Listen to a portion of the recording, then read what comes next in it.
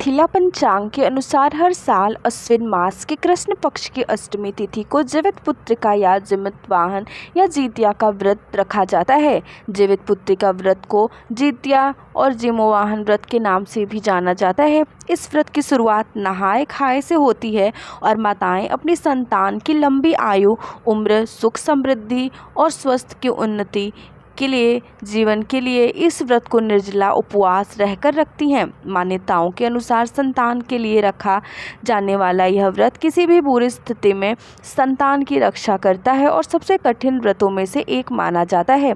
इस व्रत को मुख्यतः उत्तर प्रदेश, बिहार, झारखंड, पश्चिम बंगाल जैसे अनेक राज्यों में रखा जाता है। संतान प्राप्ति की कामना से भी इस व्रत को रखा जा सकता है। ऐसे में चलिए आपको बताते हैं साल 2024 में जितिया का व्रत कब रखा जाएगा, इसकी पूजा विधि क्या है और इस दिन क्या महत्व है। सबसे पहले तो आप सभी को जीवित पुत्रिका व्रत की ढेर सारी शुभकामनाएं। इस व्रत में महिलाएं 3 दिनों तक व्रत रखती हैं और यह व्रत निर्जला रखा जाता है। सप्तमी तिथि के दिन नहाए खाए और अष्टमी तिथि के दिन निर्जला उपवास रखकर नवमी तिथि के दिन व्रत का पालना किया जाता है। इस व्रत में शाम के समय मुख्य पूजा की जाती है और व्रत से जुड़े खास नियमों का ध्यान रखा जाता है, तभी यह व्रत पूर्ण माना जाता है। इस दिन सूर्य देव की पूजा भी की जाती है और उन्हें बाजरे और चने से बने व्यंजन अर्पित किए जाते हैं।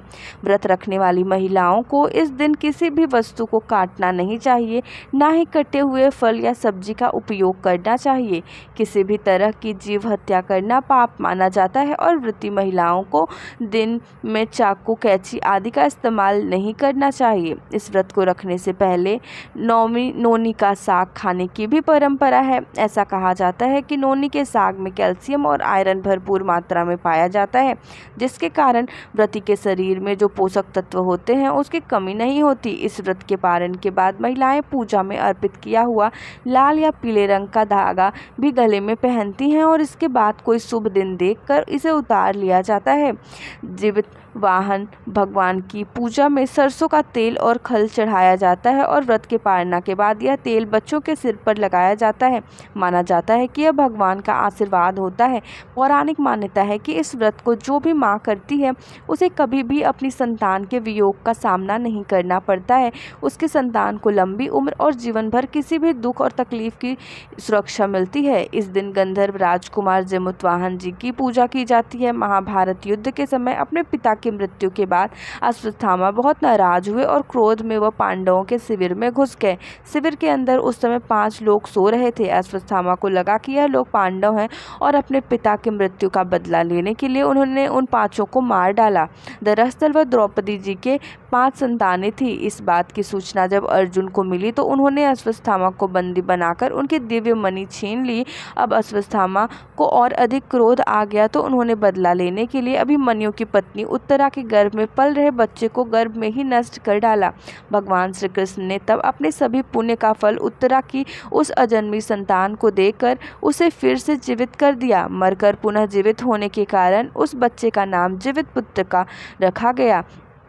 जीवित पुत्री का व्रत रखने की मान्यता है। बेटा हो या बेटी, आप अपनी संतान के लिए इस व्रत को रख सकती हैं। व्रत के दिन प्रातःकाल उठकर स्नान आदि से निवृत्त होने के बाद सूर्यदेव की उपासना करनी चाहिए। घर के मंदिर में एक चौकी रखकर उस पर लाल रंग का वस्त्र बिछाकर उसके ऊपर थाली रखकर सूर्य नारायण की प्रतिमा रखकर उन्हें दूध से स्नान कराएं, धूप दीप जलाएं, धूप दीप अर्पित करें और भोग लगाने के साथ ही आरती करें। इस दिन मिट्टी या गाय के गोबर से चील की मूर्ति बनाएं और सियार की उनकी पूजा की जाती है। खुद से बनी हुई जीमूतवाहन भगवान की पूजा की जाती है। उन्हें धूप दीप अक्षत पुष्प अर्पित किए जाते हैं। व्रत की कथा पढ़ने या सुनने के साथ ही सबसे अंत में आरती करके क्षमा याचना की जाती है। अगले दिन व्रत का पालना करने के बाद ज़रूरतमंद लोगों को दान दिया जाता है।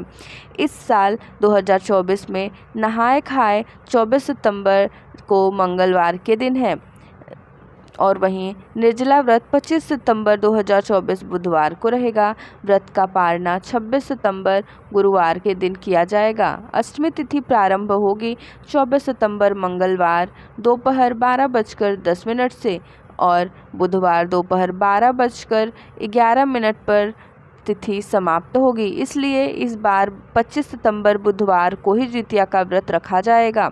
पूजा का शुभ मुहूर्त 25 सितंबर को सुबह 6:10 से लेकर 9:12 पर है और शाम की पूजा का शुभ मुहूर्त शाम 6:14 से लेकर 7:26 तक रहेगा।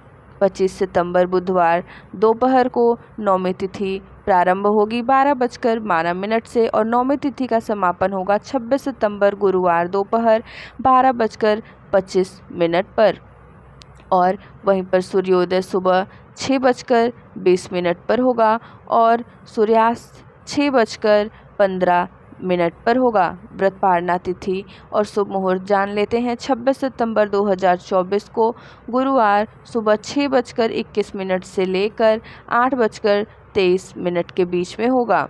जितिया व्रत में कुछ जगह पर एक दिन पहले यानी नहाय खाई के दिन मछली खाकर अगले दिन व्रत रखा जाता है। ऐसे में कहा जाता है कि मछली खाकर व्रत रखना शुभ होता है, लेकिन जो लोग शाकाहारी हैं उन्हें मछली इस दिन नहीं खानी चाहिए। वैसे तो इस व्रत को 24 घंटे तक निर्जला ही रखा जाता है, लेकिन कुछ महिलाएं इस व्रत को जो कि बिना जल के नहीं रह सकती वह जल ग्रहण करके भी रहती हैं। जितिया व्रत के पारण में मडुवे की लिट्टी, गेहूँ के आटे की दूध पिट्टी, देसी मटर, करी, झींगी, तोरी की सब्जी, अरबी की सब्जी, नोनी की साग, पोई के साग, पकौड़े, कास फल, सब्जी, खीरे का रायता और तरह तरह के व्यंजन खाए और खिलाए जाते हैं। तो यह थी आज की वीडियो।